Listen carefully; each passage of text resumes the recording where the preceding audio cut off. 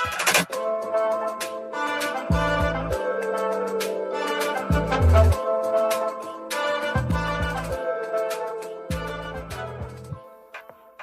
bergabung di Warga Lokal. Podcast kita ini membahas seputar LGBT di Indonesia, dimulai dari kesehatan dan berkehidupan lainnya.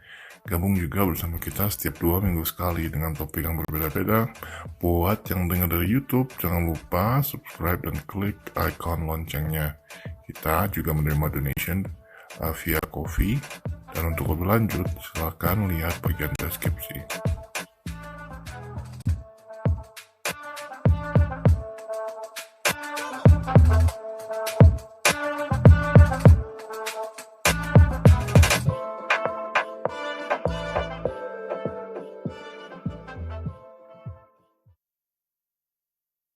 Oke, Dokter Tia, apa kabar? Halo, siapa namanya? Baik. Dokter gimana kabarnya? Kabar baik sekali. Even though lagi COVID-19, kita tetap berbahagia, tetap selalu ceria, dan tetap mengembangkan kreativitas selama kita berada di rumah. Ya, makasih ya Dok buat nyempetin buat ini podcast. Iya, jadi ini kan kita ngelihatnya belum banyak informasi tentang kesehatan LGBT dan banyak informasi yang rancu gitu Betul. di informasi yang beredar di Indonesia pada khususnya. Kayak macam-macam lah, nanti kita bahas satu-satu. Terus ya mudah-mudahan dengan podcast ini, walaupun pasti banyak yang nggak nerima, nggak suka dan lain-lain. Yes, banyak yang pro kontra pastinya ya. Iya, dan yang pasti ini informasinya nggak dari, bukan pendapat, tapi ini emang dari sisi medisnya, terus dari sisi yang sudah dibuktikan gitu. Iya. Jadi buat pendengar semuanya jangan cari musuh deh. Gitu. Iya. Dengerin aja dulu. Jangan dijulit ya. Jangan. Dengerin aja dulu. Nanti kita bakal naruh kayak link buat ini teorinya dari mana atau informasi-informasinya berdasarkan dari apa. Jadi semuanya jelas. Jadi nggak sekedar opini atau gosip aja gitu. Betul. Iya. Dan emang harus ini sih harus belum ada diskusi yang komprehensif. Yang fair, iya komprehensif dan fair karena banyaknya yang membawa emosi gitu. Jadi kitanya juga mikirnya, aduh, gimana mau menyelesaikan? Maju. Iya betul. Oke Dok, jadi mulai dari coba dokter ini ngejelasin dulu dokter backgroundnya bagaimana, terus kenapa dokter ini menjadi narasumber yang berkompeten lah buat ngobrolin masalah ini. Oh ya, kita pakai nama alias karena semua orang tahu melindungi ya. Iya, ini buat safety reason aja, buat security. Jadi biar semua nyaman, dan buat yang ngedengerin juga kalau bisa jaga-jaga keamanan masing-masing karena nggak pernah tahu gimana orang bakal bereaksi dan lain-lain. Sayangnya masih seperti itu di negara kita. Di tempat lain sih dapat nyantai. Oke. Dokter T, silakan dimulai. Jadi dokter kerjanya apa? Oke. So, jadi kalau bicara tentang latar belakang nih, Mister lagi. Kok aku Mister terus ya? Oke, jadi kalau bicara latar belakang, Latar belakang saya cukup panjang sih, karena berhubungan dengan medis. Latar belakang saya, sekolah saya kedokteran, S1-nya kedokteran, kemudian saya juga ngambil lagi S2 kedokteran. Dan sebelum saya ngambil S2, saya banyak focusing di bidang neurologi dan neuroscience. Artinya ilmu pengetahuan atau sains tentang pengetahuan kita tentang otak, yang mana tidak juga terlepas pengetahuan tentang otak itu dari pengetahuan kita tentang psikologi. Jadi bahkan dulu itu sebetulnya ilmu tentang neurologi, neuroscience, uh, psychiatrist dan neurosurgeon atau bedah saraf itu bahkan dulu ada dalam satu divisi yang sama. Oh iya. Makanya karena tidak bisa dipisahkan sebetulnya. Nah, cuman sekarang untuk lebih memperluas pendalaman itu baru kita pisah-pisah. Jadi ada yang bagian saraf, ada yang bagian psikiatri, dan ada bagian bedah saraf. Nah, saya sendiri memang banyak pendalaman saya dulu pada saat fellow, pada saat assistancing. Jadi sudah jadi dokter, cuman saya kemudian jadi asisten itu di bidang saraf gitu. Jadi banyak cerita-cerita tentang saraf ini ya yang berhubungan juga dengan kejiwaan. Jadi mau nggak mau gitu. Itu kemudian baru saya ngambil sekolah lagi S2 dalam bidang kedokteran dasar. Kemudian focusingnya sih saya nggak perlu jelasin ya, karena nanti takut terlalu meruncing, nanti orang jadi takutnya oh tahu ini saya siapa gitu. karena karena memang yang punya track record seperti yang pernah saya punya di Indonesia itu tidak banyak ya, bahkan Spesifik ya, Tom? sangat spesifik banget. Jadi kalau saya sebutin saya pernah jadi apa, pernah jadi apa, pernah jadi apa, itu satu-satunya orang di Indonesia ya cuma saya. Aduh. nanti nanti orang takutnya langsung menjurus ke saya, takutnya Instagram saya dibanjiri oleh komen-komen jahat. Oke, oke. Gimana? Ya, ya, nggak. Lanjut. Oke. Nah, iya. Jadi ke situ kemudian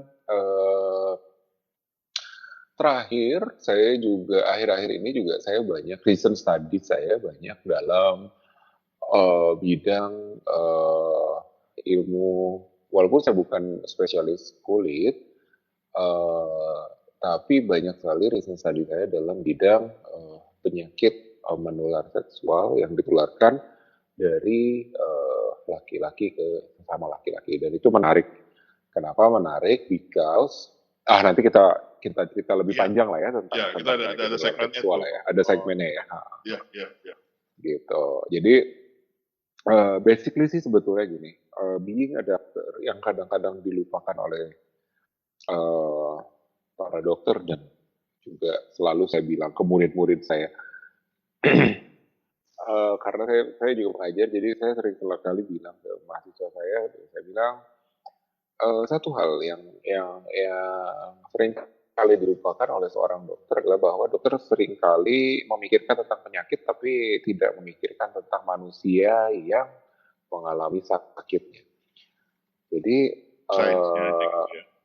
betul. Jadi padahal we treat the human, bukan we kill the disease, atau bukan we kill the illness, tapi kita mau treat the human. Jadi nggak bisa tuh dilepaskan bahwa seorang gay atau seorang lesbian atau seorang transgender yang mempunyai satu penyakit tertentu, baik itu kejiwaan ataupun itu physical, dari sexual orientation atau dari gendernya tersendiri, karena diciptakan bahwa laki-laki dan perempuan itu sudah jelas punya punya bawaan organ yang berbeda gitu. Oke, jadi oke dok. Jadi mari kita back to basic ya. Terus Iya. pertanyaan pertama, ya banyak nih orang-orang yang nggak tahu nih ya. Apa itu orientasi seksual? Mm-mm. Orientasi. Oh, itu pertanyaannya. Pertanyaannya itu. Karena kan ada apa lost in translation juga ya. Karena kan kalau ada sexual orientation ada gender. Terus di bahasa Indonesia kita cuman adanya itu kelamin ya, nggak ada gender ya kalau nggak salah. Oke. Jadi makanya agak rancu gitu. Dan dari dasarnya aja orang pada membingungkan gitu. Ada terus secara kultural juga apa cara orang mengejek seorang gay itu bahasanya apa kata yang digunakannya itu kayak terlalu general gitu dalam artian untuk memanggil seseorang apa orang transgender dibilangnya gay, orang gay bilangnya transgender itu kayak Iya. Jadi banyak misconception. miskonsepsi. Iya, Oke. iya. Jadi ya mari kita apa gali lebih dalam dulu tentang ini karena kalau dasarnya juga kita-kitanya pada apa kesasar gitu, ntar kedepannya nggak akan ketemu titik apa titik pemahaman. Iya. Oke, jadi pertanyaan pertama, apa itu orientasi seksual? Orientasi seksual. Oke. Saya mau nanggepin sedikit tentang Pak Lurah tadi bilang mengenai konsepsi ya, konsep-konsep yang sering salah sedikit nih Pak Lurah. Oke. Jadi gini. Ini adalah sebetulnya kultur dari masyarakat kita yang biasa memaknai konsep itu berdasarkan emosi, emotional conception, bukan berdasarkan konsensus, gitu loh. Jadi banyak sekali masyarakat kita itu kadang-kadang instead of mencari akar, itu lebih mencari apa namanya? Lebih mencari cocoknya atau rasanya tuh gimana ya enaknya. Itulah akhirnya iya Main kan bener perasaan gak sih? Main perasaan. daripada kenyataan. Cocoknya iya, jadi kayak lebih rasanya sih ini enaknya kalau kalimat ini tuh untuk ini gitu kan. Akhirnya kadang-kadang gay dibilang banci lah gitu kan. Atau gay dibilang bencong gitu kan, transgender dibilang gay gitu. Nah, itu yang akhirnya sering kali membuat miskonsepsi. Oke, jadi filosofinya adalah sebetulnya yang namanya orientasi seksual itu adalah jadi gini. Kalau ada kita sebut satu orang A, Mr. A ya. Nah, Mr. A ini terlahir dengan mempunyai penis, ya, mempunyai zakar, mempunyai Adam's apple yang cukup besar, gitu ya. Kemudian tanda-tanda sekunder seksualnya tumbuh. Tanda-tanda sekunder seksual apa aja sih? Kalau untuk yang kita sebut akhirnya sebagai konsep adalah sebagai laki-laki, gitu ya. Ya, secara konsep kita sebut sebagai laki-laki adalah ketika dia punya kumis, dia punya janggut gitu ya. Itu kan tanda-tanda seksual tone-nya basing gitu ya, apa menurun gitu kan. Nah, itu adalah tanda-tanda seksual sekunder. Kemudian apa namanya? Nah, tanda-tanda seksual ini digunakan untuk mengidentifikasikan seorang manusia itu dengan jenis kelamin atau gender tertentu. Nah, cuman permasalahannya adalah ketika kita membicarakan jenis kelamin, maka konsep jenis kelamin itu hanya berlaku pada siapa punya apa, maka dia masuk ke dalam jenis kelamin apa. Artinya adalah bawaan lahir jasad, bawaan lahir tubuh, gitu ya. Padahal yang harus kita ingat adalah bahwa manusia itu bukan hanya tubuh yang lahir ke dunia, gitu ya. Tapi di dalamnya ada satu hal yang lain yang kita juga tidak bisa mendeskripsikan secara konkret gitu loh. Hmm. Itu adanya di mana. Yang termasuk adalah fokus, kemudian fokus itu yang utama, kemudian aparat-aparatnya atau tools-toolsnya itu ada pikiran, ada perasaan, kemudian ada kesadaran akan uh, kesadaran. Jadi istilahnya ada consciousness atau Ya. ada consciousness, ada awareness gitu ya. Jadi ada apa ya? Aduh, susah nih kalau bahasa Indonesia soalnya dua-duanya jadi kesadaran ya. Iya. Jadi pendekatannya gini, kalau ada kesadaran yang bersifat saya bangun dari tidur gitu ya, itu kesadaran juga masalah di dalam bahasa Indonesia gitu. Ada juga yang kesadaran yang sifatnya adalah saya memahami diri saya, gitu loh. Saya memahami diri saya menerima diri saya sebagai apa. Itu juga kesadaran. Tapi kan berbeda antara kesadaran yang bangun tidur sama kesadaran yang kedua, gitu loh. Nah, itu juga ada. Kemudian ada perasaan, kemudian ada intuisi, gitu ya. Ada juga kemampuan untuk menilai, kemampuan untuk merasa menyerap gitu ya, perceiving. Aduh susah ya kalau bahasa Indonesia tuh soalnya bahasanya ini ada keterbatasan ya. Keterbatasan apa? Ya keterbatasan pemilihan kata ya. Iya. Intinya ada intuition, ada thought gitu ya, ada judgment, ada perceiving gitu ya. Nah, itu adalah hal-hal yang menjadi tools buat manusia. Nah, hal-hal yang ada di luar jasad ini dan jasad itu sendiri itu akan membentuk suatu preferensi. Ya. Jadi gini, analoginya gini. Ketika saya bayi, misalnya, setiap saya nangis, pasti saya dikasih air putih. Oke. Ada lagi bayi yang kedua, setiap dia nangis, dia akan dikasih susu. Kira-kira kita bisa bisa memprediksi nggak nanti ketika dia besar, ketika dia punya permasalahan, ketika yang satu depresi, dia akan cenderung kemana dan yang satu akan cenderung kemana? Ya, yang dikasih air putih cenderungnya bakal ke situ karena comfortnya di situ, terus yang dikasih susu juga karena terbiasa seperti itu, jadi sugestinya untuk mengkonsumsi susu kalau lagi down.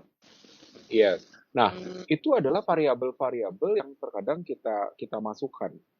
Yang kelihatan aja, yang jelas aja. Yang kelihatan aja, yang jelas. Itu adalah variabel-variabel yang kadang-kadang kita masukkan sebagai parameter terhadap preferensi itu. Nah, nanti di perkembangannya, dalam perkembangannya manusia itu, ya itu yang saya tadi cerita, jasadnya bertumbuh.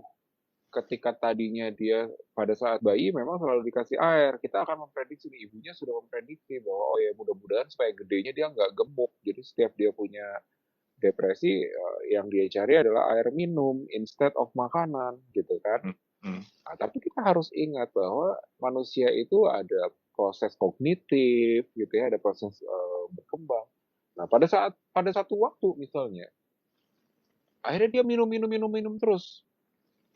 Minum terus, ternyata jadi overloading cairan di dalam tubuhnya. Akhirnya dia jadi bengkak misalnya nih ya, Dia jadi bengkak misalnya perutnya. Dia datang ke dokter, kemudian dokternya kasih tahu, oh ini gara-gara Anda terlalu banyak minum. Nah, di situ otaknya akan diberikan satu lagi impuls bahwa lu jangan minum terus, bisa bikin lu bengkak, ngerti nggak maksud saya? Nah, pada akhirnya itu akan berkembang. Jadi nanti pada saat dia punya depresi, yang tadinya mencari air, dia akan mencari pengalihan yang lain, gitu loh. Nah, hal-hal tersebut itu yang sering juga dilakukan kadang-kadang sebagai terapi. Tapi kelemahannya adalah itu tidak selalu menyelesaikan masalah. Kenapa? Ketika masalah diselesaikan dengan penyelesaian yang pengalihan, maka ketika pengalihan itu gagal untuk menyelesaikan bagian yang lebih besar, big picture-nya, orang ini akan mencari pengalihan yang lain. Ngerti nggak? Kayak tadi, air. Oh iya, minum terus. Ternyata dia tidak menyelesaikan masalah yang lain. Loh, orang perutnya jadi bengkak. Gitu kan? Nah, itu filosofinya. Nah, jadi semua proses itu yang kita sebut sebagai dalam ilmu kejiwaan sebagai defense mechanism. Defense mechanism. Dan defense mechanism itu kalau kita lihat ya, dulu itu yang ketahuan baru ada 50 defense mechanism. Udah meningkat jadi 80, udah jadi 100 berapa. Buat saya, defense mechanism ini nggak akan selesai. Kenapa? Begitu banyaknya variabilitas yang bisa muncul pada seorang manusia, itu bisa mengembangkan hasil yang sangat berbeda. That's why tidak ada dua orang manusia yang betul-betul sama di muka bumi.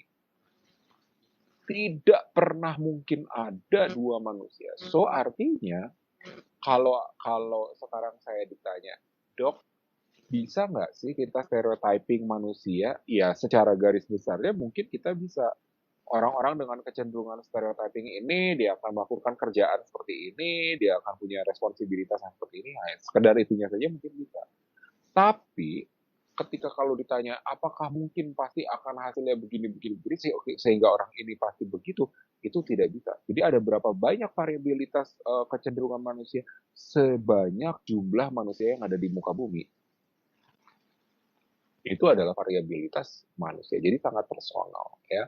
Nah, kita kembali ke orientasi seksual. Nah, dari pengembangan si filsafat itu tadi, disitulah pertumbuhan yang disebut dengan kecenderungan preferensi seksual. Gitu loh. Jadi, secara jasad nih, lahir, saya dikasih penis, saya dikasih testis, saya dikasih lalala. Oke. Saya mengidentifikasi badan saya sebagai seorang laki-laki. Oke, selesai sampai situ. Dalam pertumbuhannya, saya bertumbuh bersama, misalnya, saya bertumbuh bersama ibu saya dan adik-adiknya ibu saya yang semuanya itu perempuan. Misalnya. Kemudian, secara genetik, ternyata otak saya itu kecenderungannya untuk membangun sistem-sistem saluran-saluran saraf dan neurotransmitter otak atau kimiawi otak yang kecenderungannya terangsang ketika saya bertemu atau berpapasan atau sensing tau nggak? Mengindra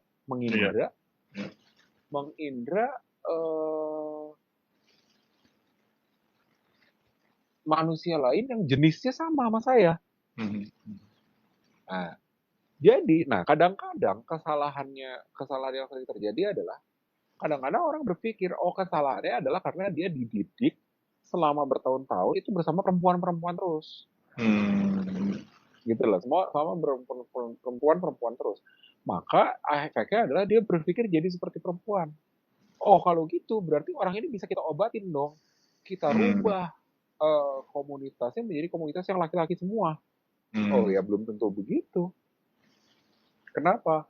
Kita harus ingat ada variabel-variabel lain dalam jiwa manusia yang sangat sulit untuk bisa kita prediksi.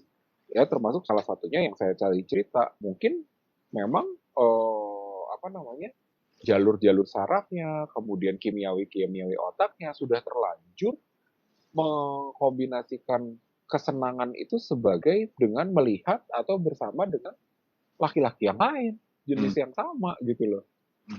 Nah, disitulah pada akhirnya orang menyebut dengan preferensi saya sebagai seorang laki-laki yang menyukai laki-laki lain itu sebagai homoseksual. Iya. Nah, kemudian kenapa itu menjadi permasalahan? Yang itu menjadi permasalahan sebetulnya adalah karena preferensi tersebut tidak umum Tidak umum ya. atau Minoritas. tidak mayoritas, Iya. Pak Lurah. Sama tidak Nah, kayak tidak normanya gitu. iya, norma itu kan dibentuk secara konsensus sebetulnya. Kita harus Iya, ingat sosial ya.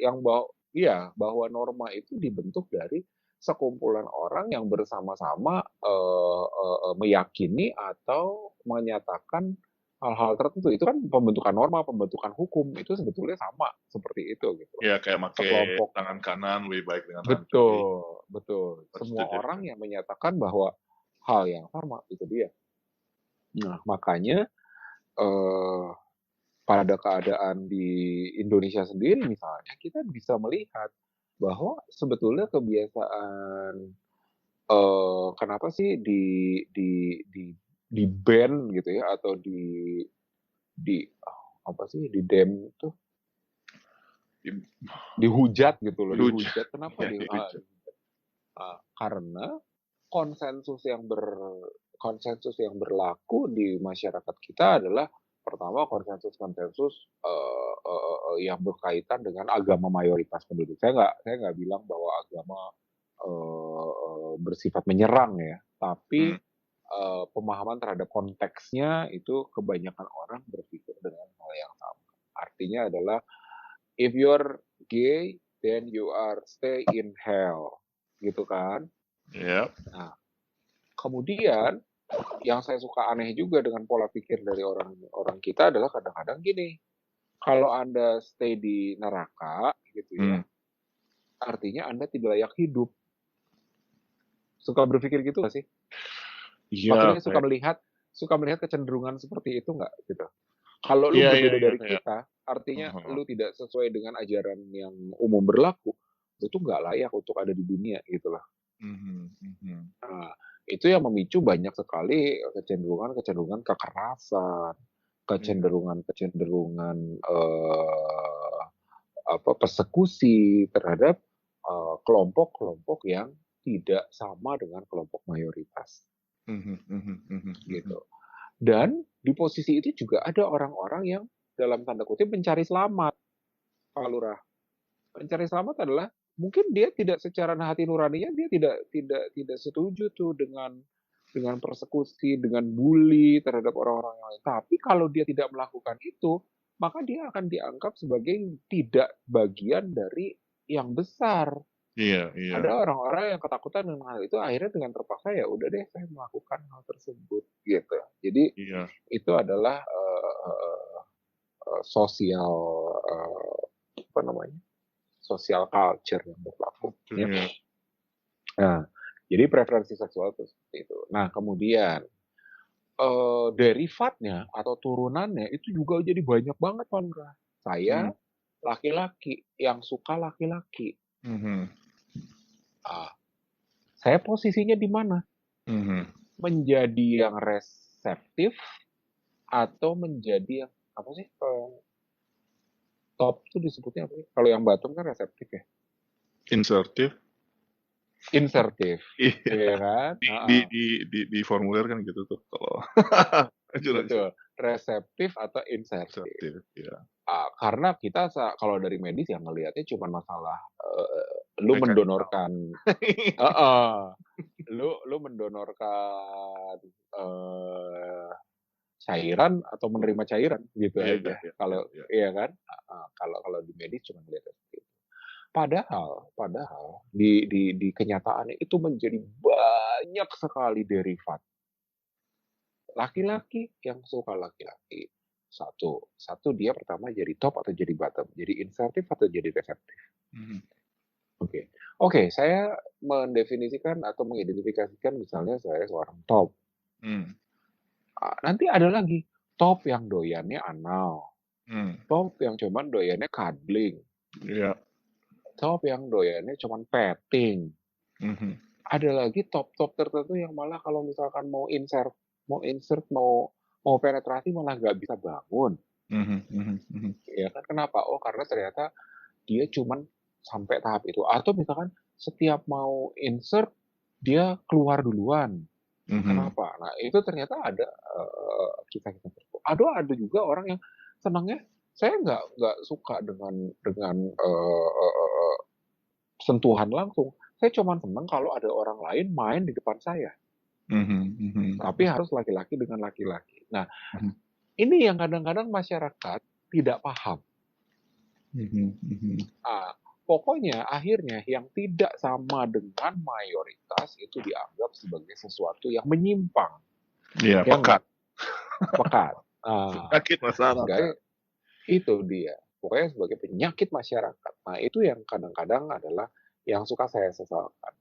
Ternyata dengan ribuan tahun peradaban di muka bumi, belum bisa mengantarkan manusia untuk menjadi lebih wise. Artinya apa? Wise itu kan artinya adalah kita harus bisa menerima segala sesuatu sebagaimana apa adanya.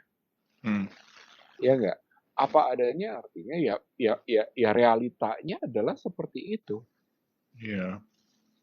Kita lebih berpikir bahwa lu tuh orang yang keji, lu Mhm. tuh orang yang tidak pantas untuk hidup. Kenapa? Karena lu tidak sama dengan kami. Mhm. Mhm. Oke. Padahal itu, Pak Lurah, Hmm. kalau kita satu persatu nih, kita bongkar nih ya, satu Hmm. persatu, setiap ya orang yang bilang straight ya, katanya lurus gitu ya, bongkar satu persatu. Fetishnya pasti beda-beda. Macam-macam ya. Macam-macam. Bikin stereotyping. Coba Mhm. bikin stereotyping. Nggak akan ada stereotype-nya. Nggak ada. Semuanya Nggak apa? akan ada. Tidak pernah ada stereotype. Iya. Kenapa? Apa sih istilahnya? Everybody is a minority kind of thing. Yes. Ya. Gitu Mhm. loh. Jadi maksudnya adalah ini hanya sebuah permainan alam semesta, membuat variabel-variabel yang berbeda-beda. Nah, Mhm. kemampuan kita Dok, untuk sorry menjadi deh. bijak, Kayaknya ya. mikrofonnya perlu dideketin deh. Oh, oke. Kurang keras ya. Kurang Oke, sebentar. keras. Sayup-sayup. Sayup-sayup sebentar. Aku gantung ya. Iya, iya, iya. Oke. Wait.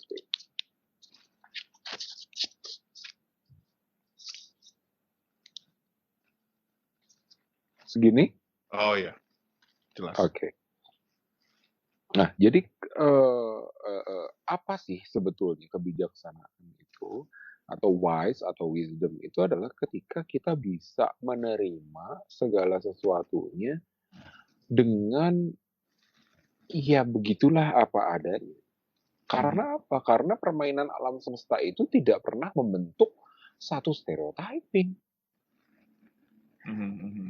Saya ingat banget kata-katanya Bob Sadino waktu itu pernah di TV. Cobalah Mhm. kamu katanya jalan ke lapangan. Cari apakah ada dua pohon yang bentuknya atau daunnya betul-betul sama. Tidak akan pernah ada.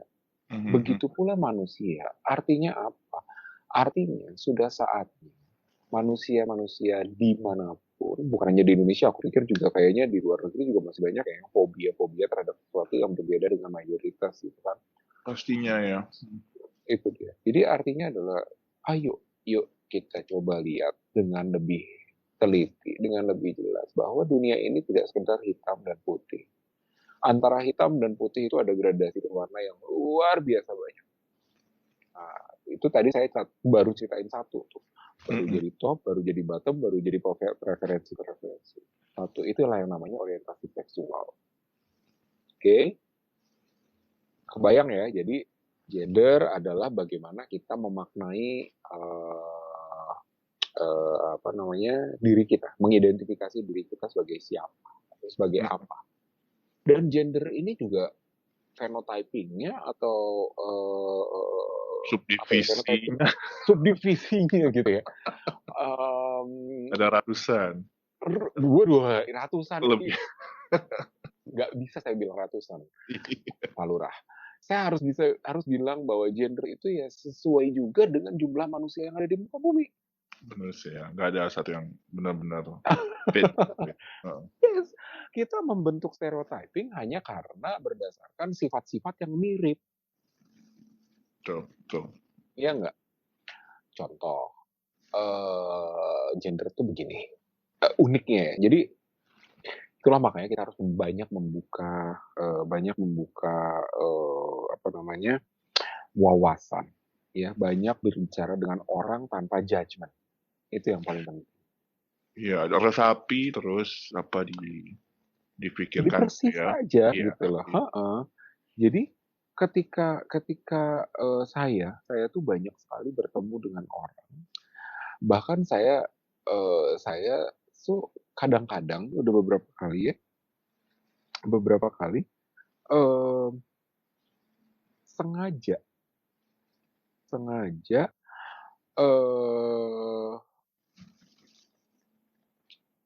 memanggil orang-orang dengan karakteristik tertentu. I mean gini, misalnya saya lihat tuh, kalau kita buka aplikasi ya, di Indonesia kan banyak sekali aplikasi-aplikasi dating gitu. Kadang-kadang ada aplikasi yang di situ tulisannya money boy atau apa. Saya sengaja manggil sekali-sekali. Bukan buat dipakai maksudnya. Tapi lebih kepada saya pengen tahu. Jadi saya udah oke lah, saya keluarin uang 250.000 atau 300.000 dalam satu malam. Saya cuma ngajak ngobrol semalaman. Jadi kadang-kadang orang-orang itu kaget datang ke saya, malah mereka yang horny. Kalau nggak diapa-apain. Karena nggak diapa-apain. Jadi saya akhirnya di situ menemukan beragam reason, beragam alasan. Di situ baru kita bisa melihat bahwa manusia itu demikian kompleks sehingga tidak mungkin kita bisa mengelompokkan manusia dalam kelompok-kelompok yang sangat general. Such as gini, orang selalu mengkondem menghujat orang-orang yang profesinya pelacur gitu ya, apa sih? Pelacur itu apa sih bahasa? Sex worker. Menjual diri lah. Sex worker, sex worker. Jadi I trade my sexual activity for money gitu ya. Jadi pekerja seksual. Orang selalu berpikir bahwa pekerja seksual intinya adalah dia mencari uang dengan menjual badannya. Padahal ketika saya mengenal mereka pun, gitu ya, saya mencoba menggali lebih dalam tentang mereka. Itu tidak sesimpel itu. Pemahaman kita harus jauh lebih dalam dari itu. Reasoningnya banyak.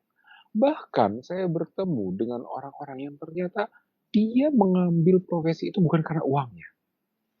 Loh, kenapa tuh dok? Kenapa? Karena dia merasa achievement dia adalah ketika dia melakukan hubungan seksual dan dia mendapatkan pembayaran sebagai apresiasi. Ngerti nggak? Ngerti. Konsepnya menarik ya. Iya. Itulah otak manusia. Itulah otak manusia. That's why kita tidak pernah bisa menjudge. Kita tidak pernah bisa mengelompokkan, gitu ya. Terus ada lagi. Ini bahkan teman saya sendiri, seorang dokter. Seorang dokter, dia menjadi massage boy. Oke. Coba, kira-kira. Oke, saya kasih tahu penghasilannya dalam satu hari. Penghasilannya untuk ukuran Indonesia itu dia kalau lagi pasiennya cukup besar itu bisa 7-10 juta dalam satu hari. Iya. Mau masih kita bilang bahwa dia mencari uang dari massage? Tidak dong. Berapa sih dari massage? Saya tanya, berapa sih kamu dibayar untuk massage? 300.000.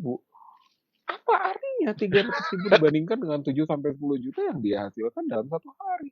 Iya, iya, Nothing. iya, iya. Tapi saya tanya kenapa? Jadi jawabannya adalah karena saya senang membuat orang saya massage, orangnya tuh mengekspresikan kebahagiaan. Ngerti Hmm, nggak? jadi Oh, dia, udah dimassage enak, udah dimassage rileks gitu iya, loh. dia enjoy responsnya ya, Enjoy responsnya. Iya, response. Jadi iya. ada juga orang-orang yang ada jelas orang-orang yang memang mencari uang. Dari yang mencari uang pun juga nanti akan beda-beda. Ada yang mencari uang juga dia pilih-pilih. Oh, kalau pasangan yang nggak oke, saya nggak mau main. Saya nggak mau dibayar berapapun. Gitu Hmm, loh. Jadi, ini bukan hanya sekedar orang bisa makan atau tidak makan.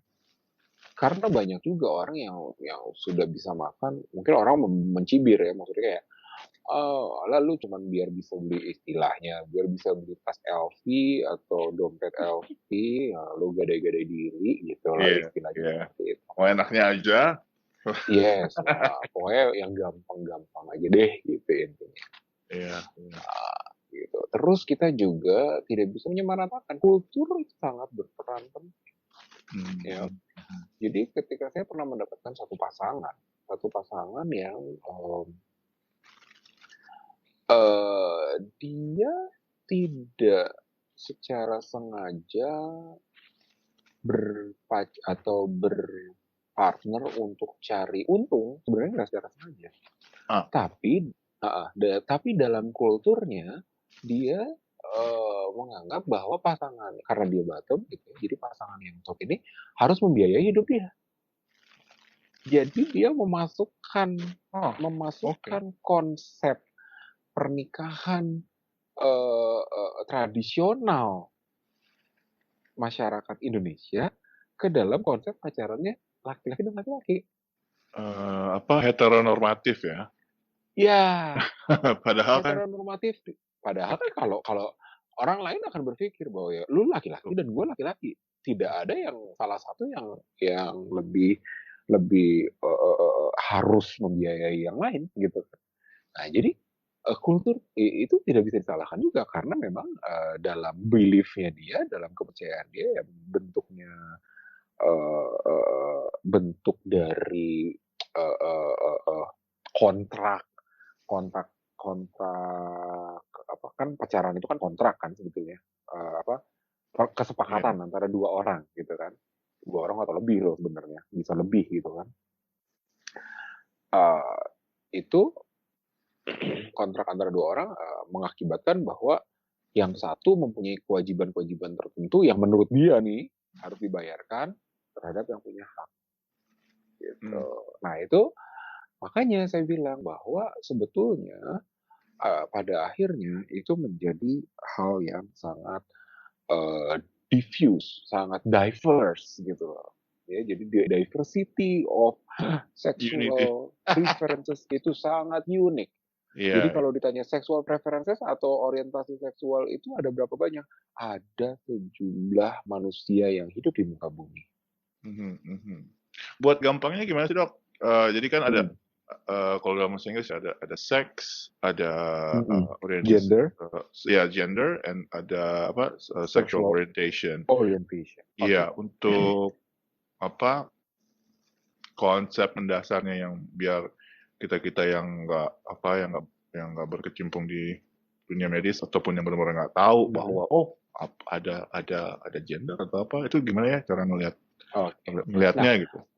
ya, saya dari medis, maka saya harus mengacu kepada konsensus atau kesepakatan yang diambil oleh Badan Kesehatan Dunia atau Hmm, WHO. Nih ya, saya bacain sedikit. Jadi, menurut WHO, gender adalah sifat perempuan dan laki-laki seperti norma, peran, dan hubungan antara kelompok pria dan wanita yang dikonstruksi secara sosial. hmm, hmm, hmm, hmm. Yang dikonstruksi secara sosial. Gender dapat berbeda antara satu kelompok masyarakat dengan masyarakat lainnya, serta dapat berubah seiring waktu. Let's see. Iya sih, Ini iya. yang saya cerita diverse-nya. Ya. Kemudian, kita baca lagi. Dari pengertian gender di atas, gender adalah sesuatu yang terbentuk secara sosial dan bukan dari bentuk tubuh laki-laki maupun perempuan. Gender cenderung merujuk pada peran sosial dan budaya dari perempuan dan laki-laki dalam masyarakat tertentu. Jadi gender ini lebih merujuk kepada peran. Iya. Di komunitas Oke. tertentu. Komunitas masyarakat tertentu atau pada individu dan kontrak sosial atau kontrak antara dua orang atau lebih tertentu. Tidak harus dalam komunitas. Sekarang kan batasan komunitas itu seberapa besar? 10, 20, 30? Ya, pokoknya intinya adalah ketika terjadi interaksi antara dua orang atau lebih, di situ terdapat gender. Gitu loh. Nah, kemudian seks itu apa? Itu yang saya tadi ceritakan. Seks itu adalah dari lahirnya itu dia kecenderungannya membawa bawaan atau fenotype atau bentukan seperti apa. Dia punya penis, dia punya testis, maka dia disebutnya sebagai seksnya laki-laki, seksnya perempuan. Yang gitu tampak loh. ya. Yang tampak gitu loh, yang jasad sifat. Nah, kemudian gender udah jelas ya tadi ya, perannya. Nah, kemudian orientasi seksual adalah bagaimana pemeran gender melihat ketertarikan terhadap pemeran lawan. Saya bilang kenapa saya bilang pemeran lawan. Saya tidak bilang dengan gender lainnya. Artinya bisa jadi dua orang top saling menyintai. Iya. Iya nggak? Ini gendernya dalam tanda kutip sama nggak? Perannya dalam komunitas atau dalam kontrak sosialnya hampir sama loh, sama-sama instruktif. Iya. Tapi mereka bisa berhubungan? Bisa. Bagaimana ya? Itulah orientasi seksual di situ terbentuk. Bahwa ketika seorang pemeran gender menyukai lawan perannya. Gitu loh, bahwa lawannya itu tidak harus selalu gender yang berlainan. Iya, Ya. jadi kombinasinya bisa macam-macam ya dok ya. Kombinasinya bisa macam-macam. Kalau seksual udah dibuang aja deh.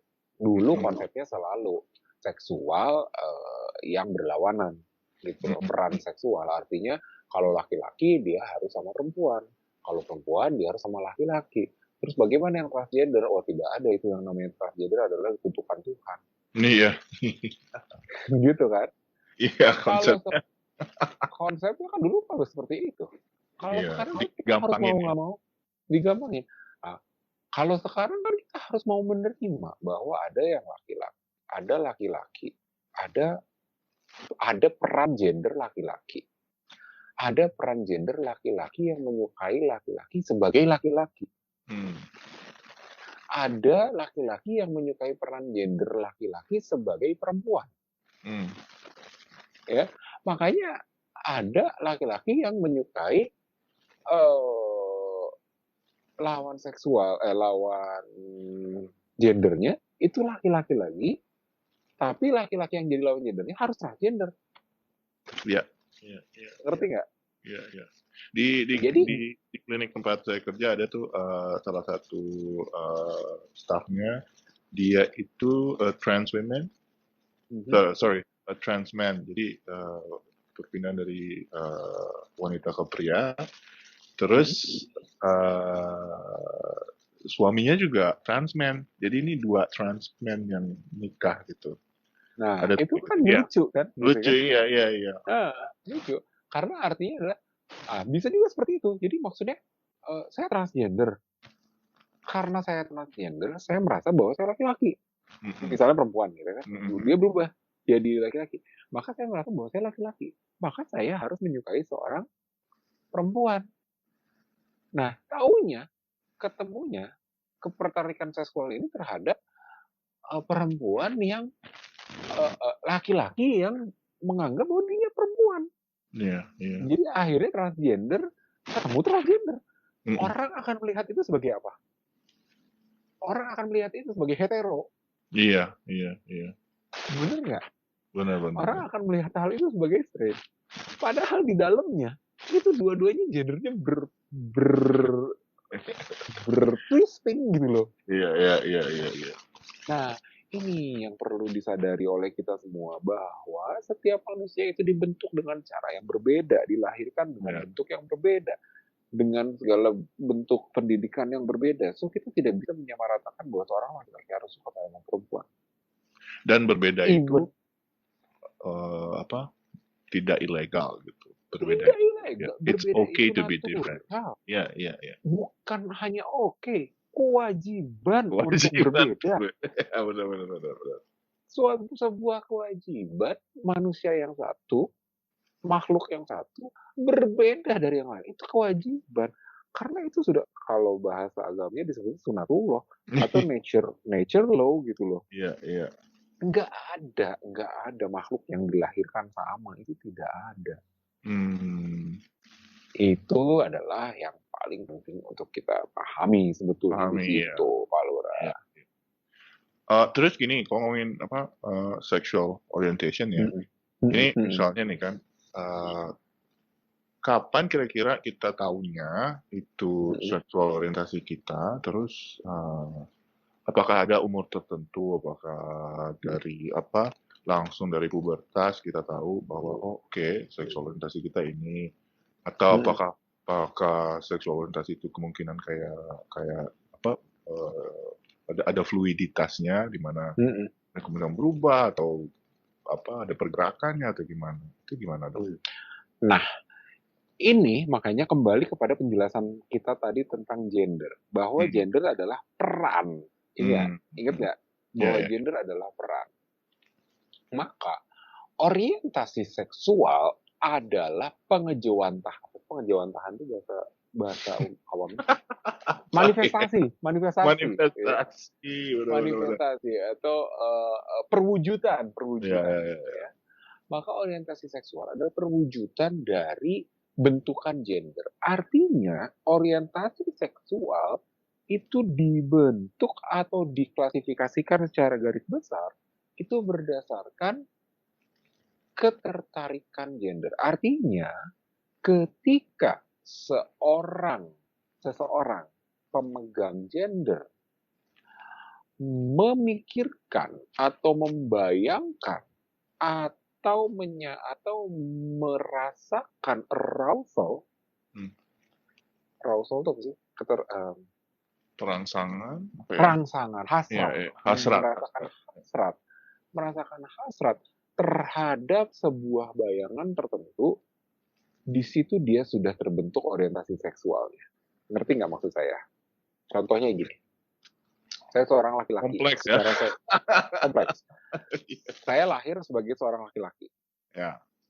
Seksual saya laki-laki. Ya. Peran saya laki-laki. Saya terangsang dengan saya membayangkan saya nggak usah hubungan seksual. Saya megang alat kelamin laki-laki lain. Di situ orientasi seksual saya itu sudah masuk ke dalam garis homoseksual atau minimal bisexual. Belum sampai beneran megang loh. Baru berpikir. Kenapa? Karena konsep gender adalah konsep pikiran, konsep peran. Peran itu kan dari pikiran kan. Maka baru berpikir saja, baru merasa saja, itu dia sudah masuk ke dalam orientasi seksual yang itu. Nah, makanya banyak orang-orang yang denial karena berpikir bahwa saya kan baru cuma memikirkan saya pengen nyoba, saya hetero. Iya. Padahal dia berpikir bahwa dia punya rangsangan terhadap orientasi yang sama, peran seksual yang sama, itu dia sudah masuk ke dalam golongan homoseksual.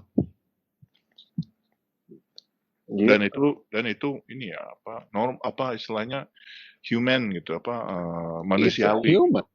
Manusiawi. Kemudian juga misalnya gini, ketika saya bahkan gender pun begitu, gender juga begitu, terbentuk dari pikiran. Jadi misalnya saya merasa bahwa diri saya adalah seorang wanita. Di situ dia sudah jadi transgender, even though dia belum berubah jadi pakai wig, dia belum pakai belum ada terapi hormon, belum ada apapun. Ketika dia merasa bahwa saya ini terakhir seorang perempuan kok, Makanya Hmm. sudah jadi transgender. Iya. Gitu. Hmm. Menarik ya. Ya. Karena Jadi, orang-orang selalu berpikir dengan segala sesuatu yang fisikal gitu. Artinya ya, kalau lu belum esek-esek sama sesama jenis, ya lu belum homo gitu Iya. loh. Padahal enggak, baru berpikir saja sudah. Ya, kebanyakan orang mikirnya kayak apa istilahnya binary. Jadi cuman ada dua konsep gitu. Padahal manusia sendiri, setiap orang itu kan benar-benar Berbeda. ada Iya. nilai uniknya tersendiri. Betul. Jadi makanya preferensi seksual seberapa banyak? Sebanyak jumlah manusia yang ada di bumi. Gitu.